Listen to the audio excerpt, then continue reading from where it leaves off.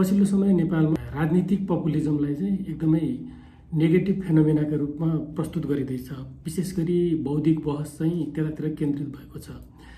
के पपुलिजम हो के होइन र यो कति हानिकारक हुन्छ, यदि राजनीतिको मेन स्ट्रिममा पपुलिजम प्रवेश गर्यो भने यसको नोक्सानी देशले कसरी बिहोर्नुपर्छ भनेर चाहिँ विभिन्न खालका तर्क वितर्कहरू भइरहेका छन्।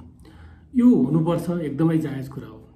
तर कसैले पनि एउटा कुरा के भनिरहेको छैन भने देशमा पपुलिजम किन लो स्ट्रिममा आउन खोजिरहेछ।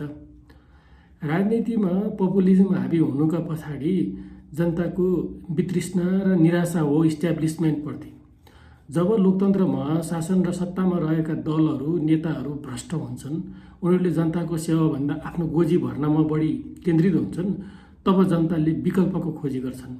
निराश भएका र आक्रोशित जनताले एउटा मसियाको खोजी गर्छ। एउटा कोही मान्छे आइदियोस् र हामीलाई यो वितृष्णा यो आक्रोशबाट उन्मुक्ति दियोस्, आफूले खोजेको अधिकार अथवा आफ्नो समुदायले मागेको हक पुरा गरिदियोस् भन्ने चाहिँ चाहना राखेर बसेका हुन्छन्।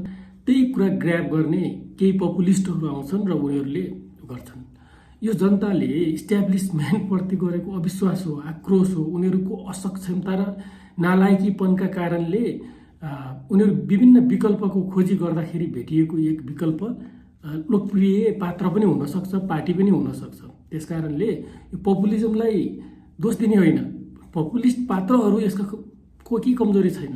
प्रत्येक मान्छे पपुलिस्ट हुन खोज्छ, यसमा कुनै कमजोरी छैन। दोष त तिनीहरूको हो जो शासन र सत्तामा लामो समयदेखि बसेर जनतालाई बेकुफ बनाइरहे, जनतालाई झन आक्रोशित बनाउँदै गए।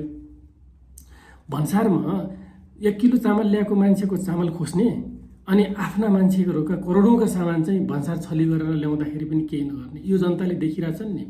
यो त त्यही सत्ता र त्यही शासकहरू ओली देउबा र प्रचण्डले गएको 20 वर्षदेखि चलाइरहेको बर्मलुट जनताले फेरि उनीहरूलाई नै बेहोर्न नखोजेको प्रश्न छ नि। त्यसकारणले पपुलिस्ट पात्रहरूलाई सप्तश्राप गरेर केही हुँदैन। इस्ट्याब्लिसमेन्ट जसले बदमासी गर्यो हिजो, तिनीहरूलाई हामीले प्रश्न सोधेनौँ, कमजोरी हाम्रो पनि हो।